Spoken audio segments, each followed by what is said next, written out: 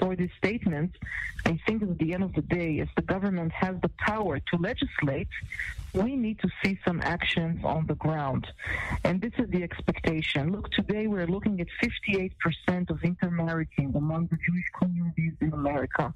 We're looking at just a very small percent which are Orthodox or ultra-Orthodox. The vast majority are conservative, modern Orthodox, Reform, and other streams.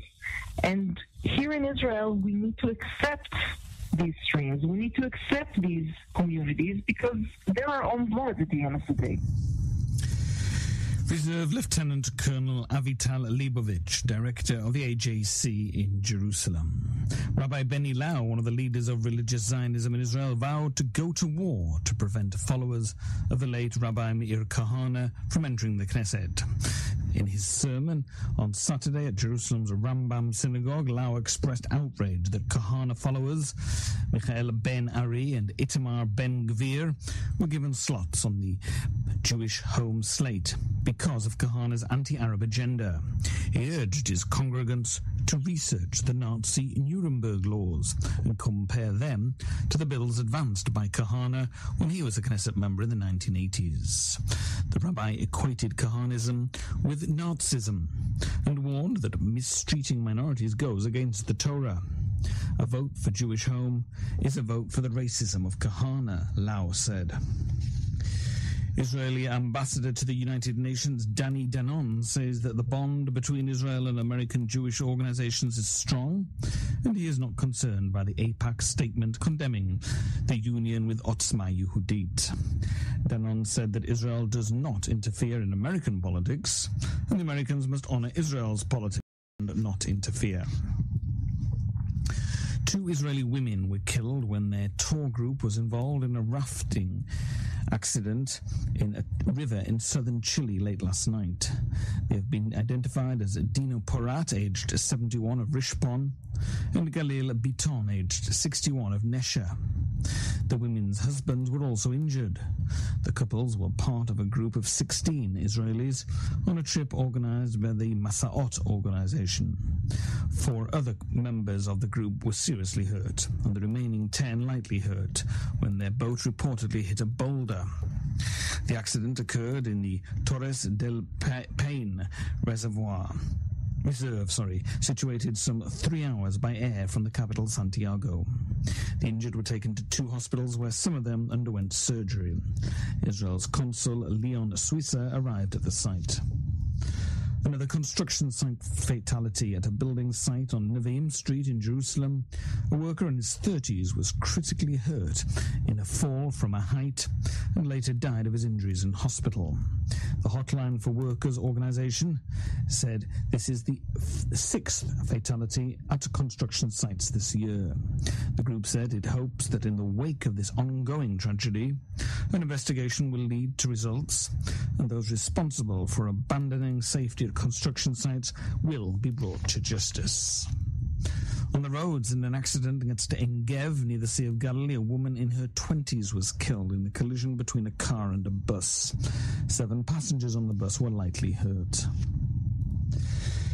Benny Gantz and Yair Lapid's Blue and White Party have the edge in a tight race with Benjamin Netanyahu's Likud ahead of the elections, according to the first poll of the Israeli electorate taken since the parties closed their candidate lists.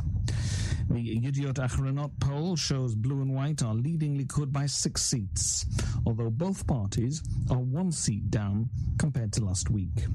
Faced with the question, if elections were held today, which party would you vote for? Respondents gave 35 seats to Blue and White, 29 to Likud, 9 to Labour, 7 seats to United Torah Judaism, and to the Arab United List Hadash Ta'al. Naftali Bennett's New Right Party would secure 6 seats.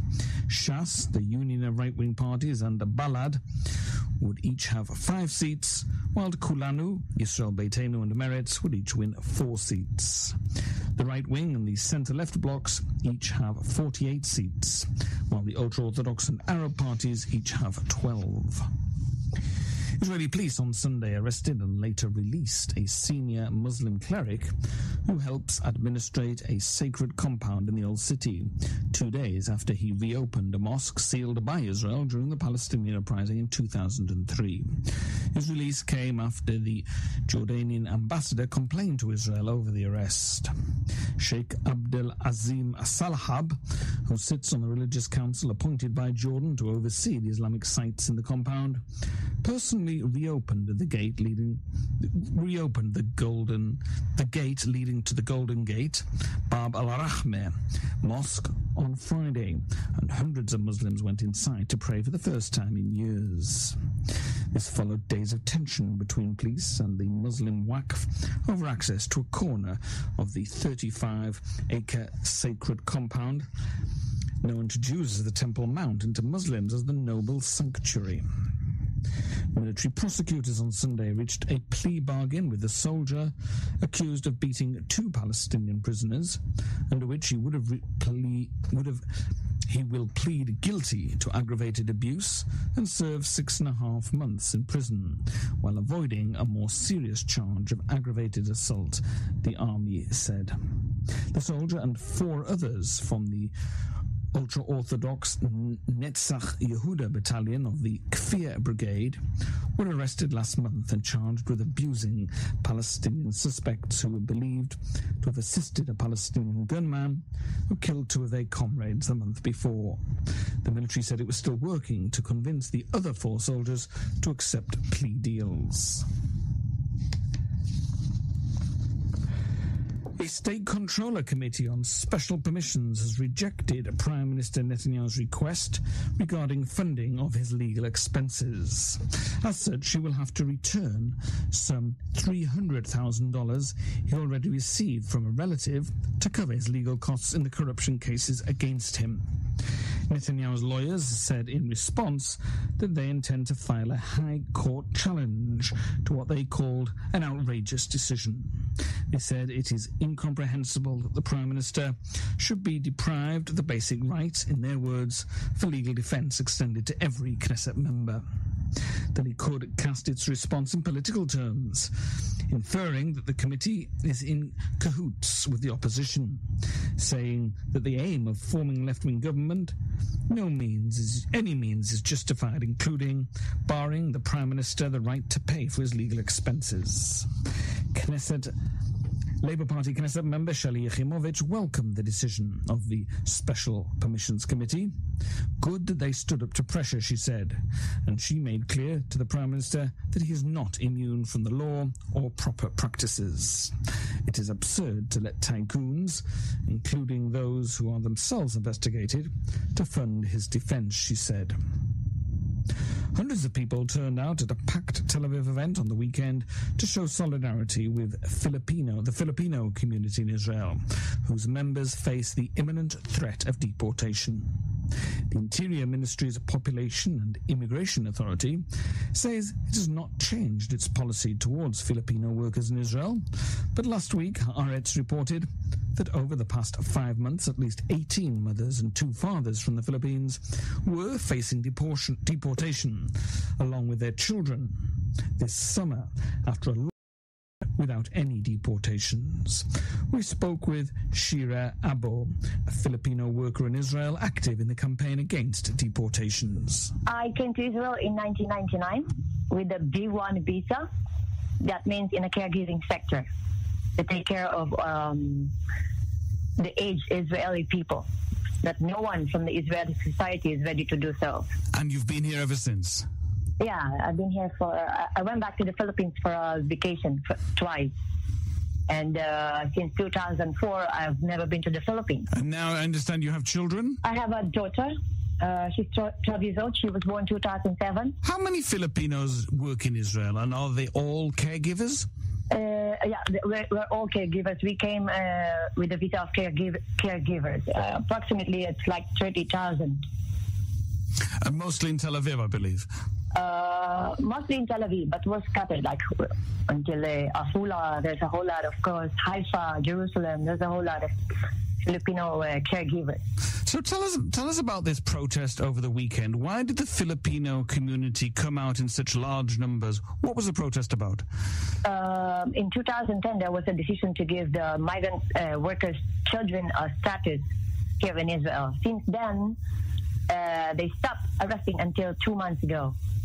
And then 2 months ago, immigration police started arresting mothers on the street. And there's a few occasions that they arrested the mothers with their children as well, and the children went to the jail with them for like hours. The people that are arrested, these women that are arrested, they are told that they have no right to be here and they will be deported? Yeah, they were asked to sign a waiver that they can stay until the end of the school year, which in 5 months. And of course, they are scared. Even the children are. It's very traumatic for the children, especially those children who were in the house when the police came in the middle of the night. Now, the authorities claim there has been no change in policy.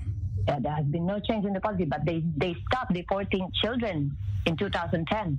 How come our children will grow up 12 years old, 13 years old if they continued deporting people since 2010 until now? What would you say to Israelis listening to this who would claim that you and the Filipino workers like you came to Israel legally, presumably to work, to make a living? You came from a poor country, but you have no right to stay here and claim to be Israeli. We're asking for the compassion